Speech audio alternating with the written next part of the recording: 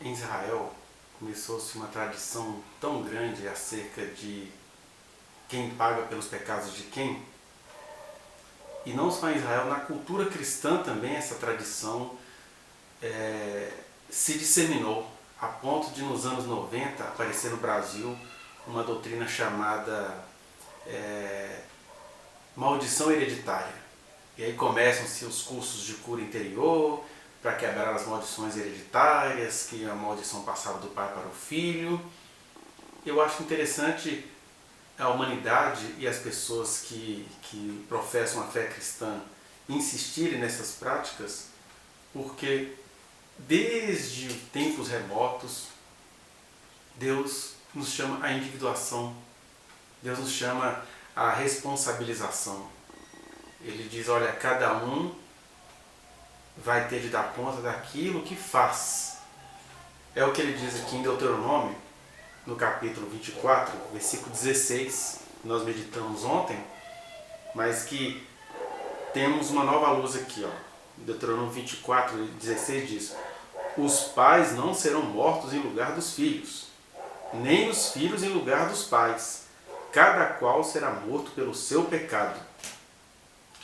Olha, se isso está dito aqui, já para aquela geração, por que há uma tendência a se pensar que os pais, ou melhor, os filhos pagam pelos pais? Isso tudo começa de uma leitura errônea lá de Êxodo, no capítulo 20, versículos 5 e 6, quando ele está falando contra a idolatria. Ele fala assim, vocês não vão ficar prestando culto aos ídolos, porque eu, Senhor, visito a iniquidade dos pais nos filhos desde a terceira e quarta geração, daqueles que me abominam, e faço misericórdia até 1000 gerações daqueles que me amam. E aí Deus está deixando claro que com relação à maldição, com relação à iniquidade, ele não pratica iniquidade, até porque Deus é santo. Ele visita. E assim, se por um lado ele visita a iniquidade que a gente produz, ele vai contemplando como que as nossas obras se refletem nos nossos filhos e netos, por outro lado ele diz que ele faz misericórdia até 1000 gerações. Então a iniquidade ele visita, a misericórdia ele faz, ele pratica. Que quando você vai até comparar, você vai vendo que como que Deus é maravilhoso, né? E a gente não percebe isso porque a gente lê Deus de acordo com as nossas idiosincrasias. Com a moeda que a gente pagaria aos outros e à vida é que a gente lê Deus. Mas quando ele fala que ele visita a iniquidade da terceira até a quarta geração, daqueles que o abominam. E sabe de uma coisa? A coisa mais difícil do ser humano é abominar Deus. Por um simples fator, o Cordeiro foi morto antes da fundação do mundo. Deus se deu o trabalho de já criar um mundo caído, ou um mundo que ia cair, em misericórdia. O Cordeiro foi morto antes. Ou, se quiserem, o Cordeiro foi morto no ato da fundação do mundo. Ou seja, tudo já estava redimido nele. E aqui eu não quero criar polêmicas de salvação universal, essas coisas. Eu estou dizendo o seguinte, que a esperança está dada. Por isso que ele fala que ele visita até a terceira e quarta geração daqueles que o abominam. Ou seja, um ser humano, para fazer o exercício de conseguir abominar Deus, ele tem de fazer um exercício.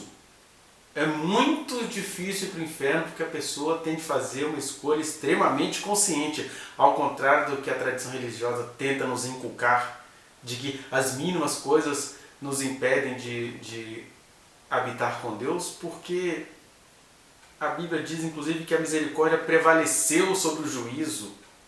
E com essas palavras eu não estou aqui banalizando o senhorio. A gente precisa levar a vida a sério, porque Deus é imenso e extenso em misericórdia, mas nós somos mortais.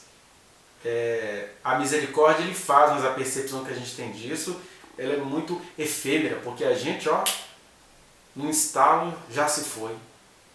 Mas ele está dizendo que ele visita, ele vai vendo como é que a iniquidade vai se estendendo da terceira à quarta geração daqueles que o abominam.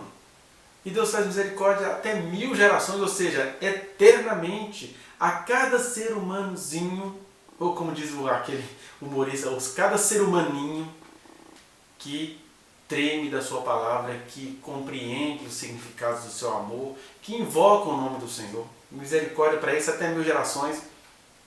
E aí, a ênfase é na misericórdia, porque se eu tenho um descendente que não vai amar o Senhor vai se lembrar de mim. Olha só como é que é trabalhoso não receber a misericórdia do Senhor que se estende até 1000 gerações. Aí as pessoas não leram isso porque quem estava ouvindo aqueles mandamentos em Êxodo eram ouvidos idólatras. Aí aqui Deus reforça. Fala assim, pois é, deixo bem claro que se é fato que eu visito a iniquidade daqueles que me abominam até a 3ª e 4ª geração, e eu visito, eu não faço ninguém pecar. Por outro lado, eu faço misericórdia até 1000 gerações, e aí eu vou reforçar para vocês, porque aqui diz que os pais não serão mortos em lugar dos filhos, porque tinha-se essa tradição. Esse pai está sendo punido pelo pecado de igual filho. E aí, dependendo da conveniência, invertia-se.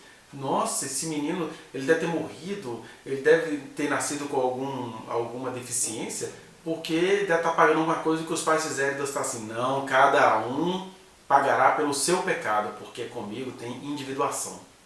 Isso ficou tão grave que em Ezequiel criou-se um provérbio, né? Aí já no meio do cativeiro, no século 7, 6 a.C., no cativeiro babilônico, eles começaram a criar um provérbio bem repetitivo que falava assim, não entendi nada, os pais comeram uvas verdes e os dentes dos filhos é quem botaram, querendo com esse provérbio jogar a culpa em Deus. Olha que Deus é injusto, quer dizer que os nossos pais fazem a coisa errada e a gente é que pena? Aí Deus fala assim, nunca mais vocês vão dizer esse provérbio em Israel, porque cada um que se manque, cada um que olhe para si. É verdade que essa questão do modelo, que essa questão do exemplo, ela tem um significado ali relevante.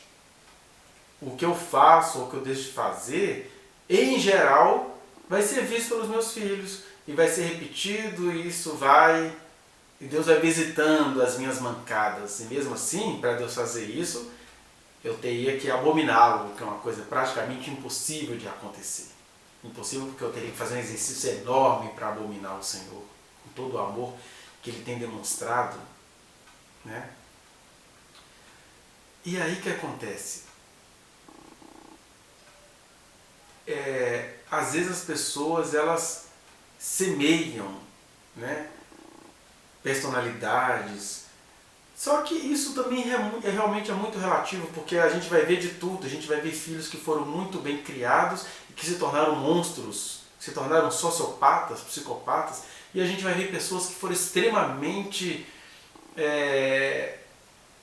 sofridas, maltratadas por aqueles que deveriam lhes dar amor e se tornam pessoas mais amorosas. Então não dá nem para absolutizar isso, porque o que vale nessa história toda é a individuação. Claro que nós temos que ter responsabilidade no sentido de sermos solidários, de entender o seguinte, será que eu não estou vendo Deus de acordo com o amor falho que o meu pai me prestou? Ou será que eu não estou banalizando Deus por causa da graça maravilhosa a qual meu pai me ligou? Mas mesmo essas percepções, tem aquilo que em psicanálise a gente chama de responsabilização.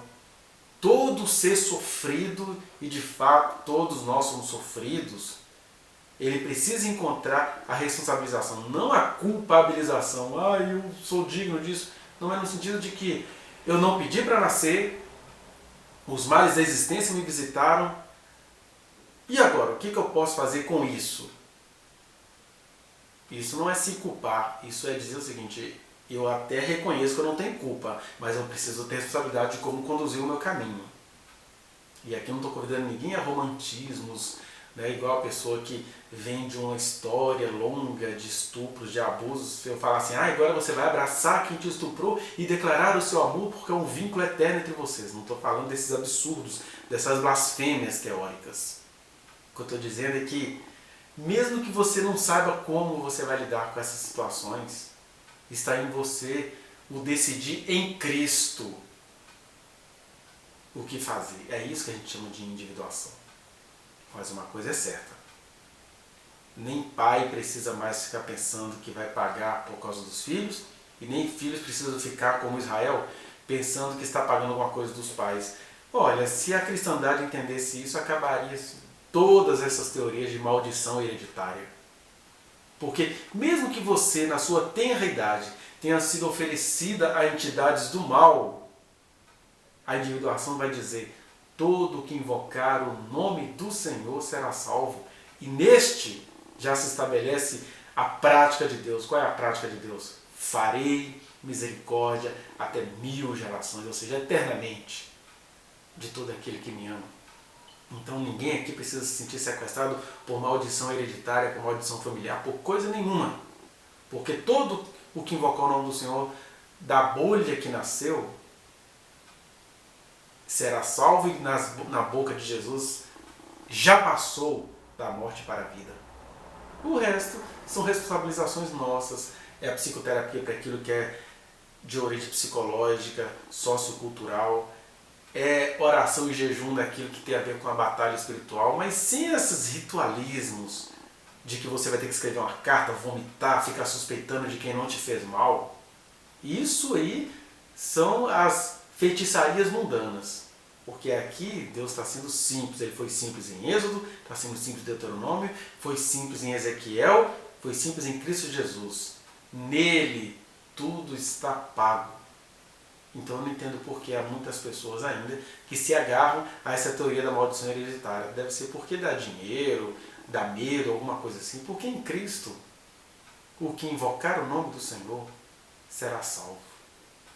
Fique com essa verdade e jogue fora toda essa parafernália de maldição hereditária, maldição de família, eu sou escravo de determinado espírito. Você não precisa nem fazer essas pesquisas. Busca o Senhor, que Ele vai fazer misericórdia na sua vida até 1000 gerações.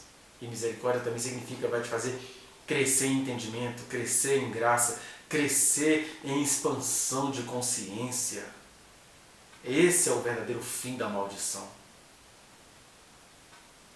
E aquilo que você não tem como evitar, porque depende de outras pessoas, Ele vai te fazer passar pelo meio do fogo, pelo meio do vale, pelas águas, e vai te sustentar com a sua poderosa mão. Essa é a misericórdia que Ele pratica, até 1000 gerações, ou seja, eternamente. Que o Senhor nos abençoe.